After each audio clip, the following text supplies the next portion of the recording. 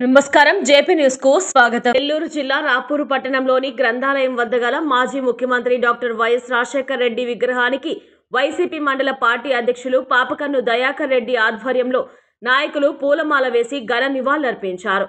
అనంతరం ప్రభుత్వ ఆసుపత్రిలోని రోగులకు బ్రెడ్ పండ్లు అందజేశారు। ఈ సందర్భంగా వైఎస్ఆర్ ప్రవేశపెట్టిన సంక్షేమ పథకాలు 108 ఆరోగ్యశ్రీ ఫీజు రీయింబర్స్మెంట్ వంటి అనేక పథకాలు ప్రజలకు ఎంతగానో ఉపయోగపడ్డాయని వారు గుర్తు చేసుకున్నారు।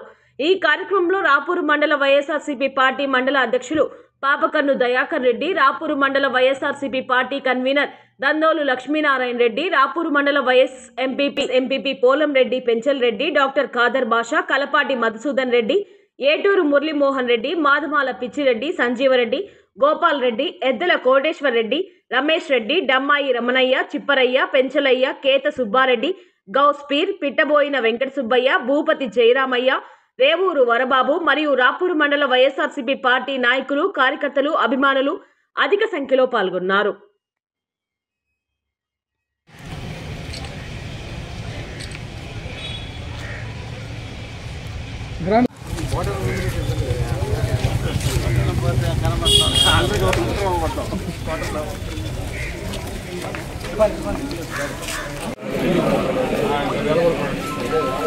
రివర్స్ చేస్తే